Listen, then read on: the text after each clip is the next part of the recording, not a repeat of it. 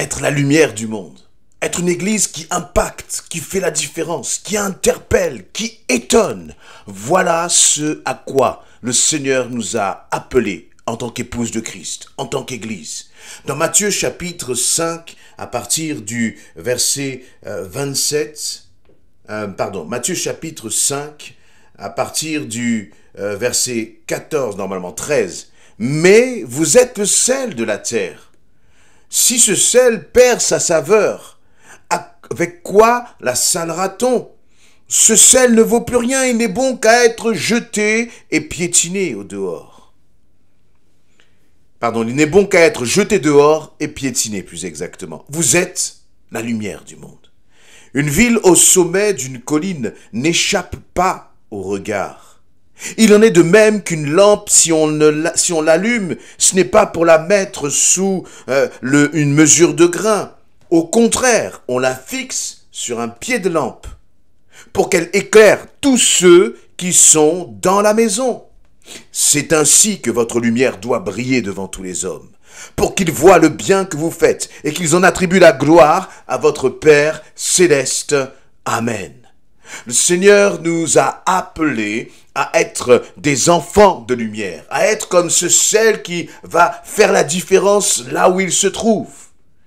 Voyez, est-ce que vous avez déjà, bien sûr, goûté un plat où ça manquait de sel? C'est pas bon. On a beau mettre tout ce que l'on veut, la cuisson était bonne. S'il n'y a pas de sel mis avec un juste dosage, le plat n'est pas bon. Il n'est pas bon.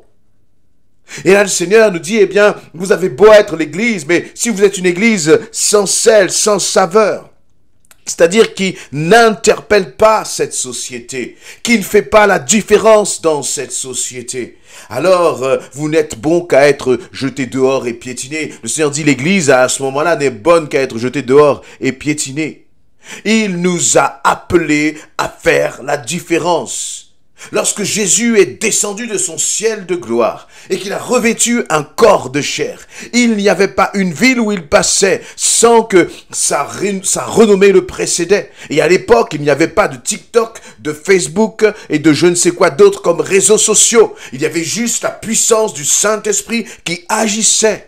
Et cela m'interpelle et cela doit nous interpeller en tant qu'Église. Nous ne pouvons pas nous contenter de peu. Nous ne pouvons pas nous contenter de marcher dans une forme de médiocrité, d'habitude et d'être là comme en rasant les murs comme des caméléons qui se fondent finalement dans le décor. L'Église ne peut pas passer inaperçue.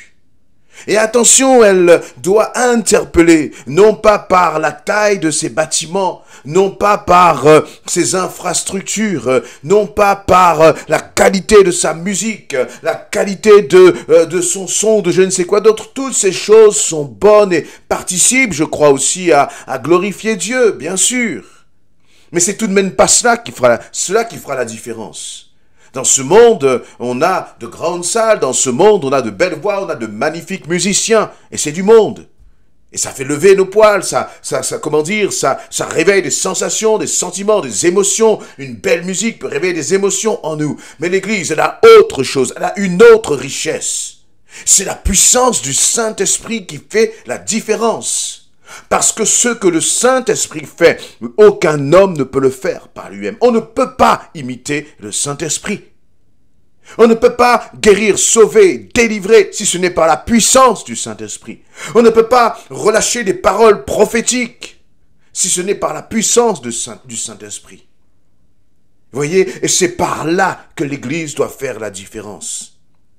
Le Seigneur dit, vous êtes la lumière du monde. Nous sommes la lumière du monde. Pourquoi? Parce que nous sommes les porteurs d'une bonne nouvelle. D'une nouvelle qui s'appelle l'Évangile et qui proclame que Jésus sauve, délivre et guérit. Et qu'il donne l'éternité à ceux qui croient en lui et qui placent leur confiance en lui.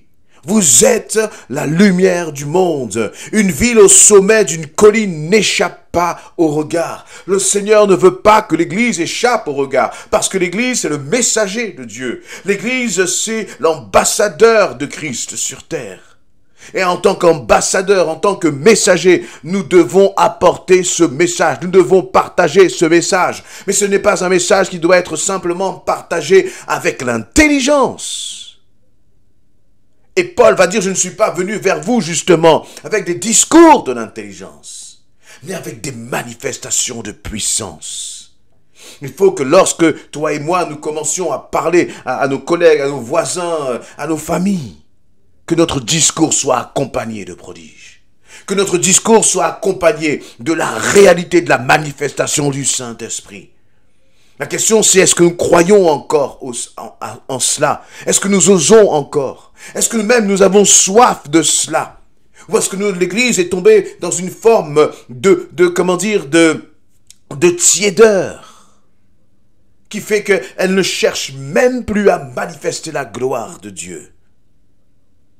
Et il va dire, et Jésus va dire, eh bien, c'est comme si on prenait la lampe, puis on la mettait sous le boisseau, ou sous la mesure de grain, pour ne pas qu'elle éclaire trop fort, pour ne pas qu'elle illumine trop fort, pour ne pas qu'elle rayonne de trop, pour ne pas qu'elle bouscule ce monde avec ses principes qui l'emmènent à la perdition.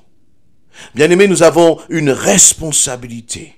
Et je crois que cela, d'ailleurs, se manifeste aussi à titre personnel. Lorsque le Seigneur t'appelle à le servir, est-ce que tu as peur? Est-ce que tu es dans la crainte? Ou est-ce que tu dis, Seigneur, sers-toi de moi, et que tout ce que tu as mis en moi puisse bénir le plus grand nombre?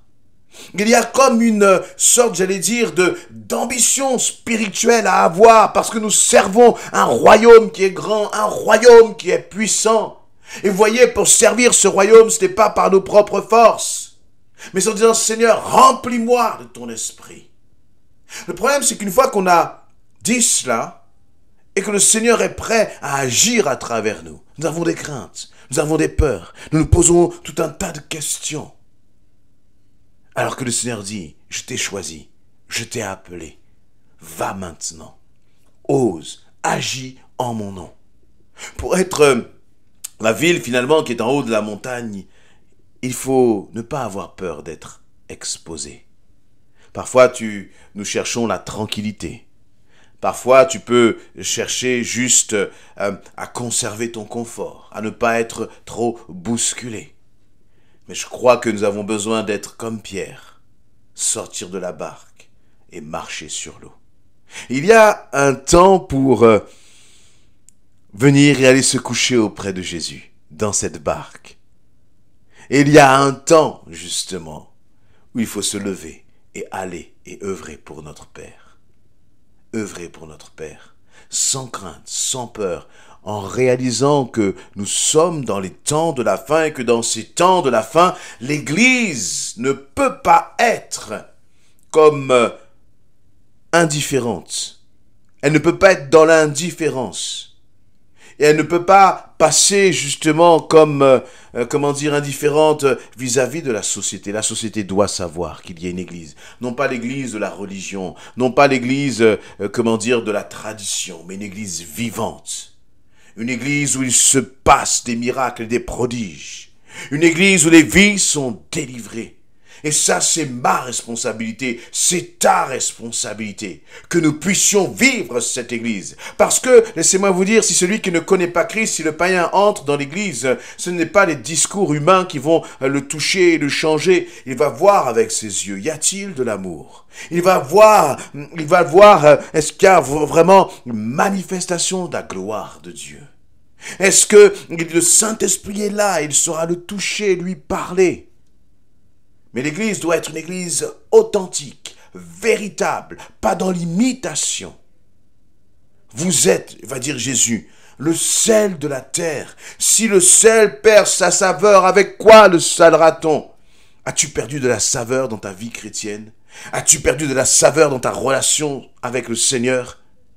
Alors si c'est le cas, reviens à Jésus-Christ. Et dis, Seigneur, je suis le sel de la terre. Déclare-le.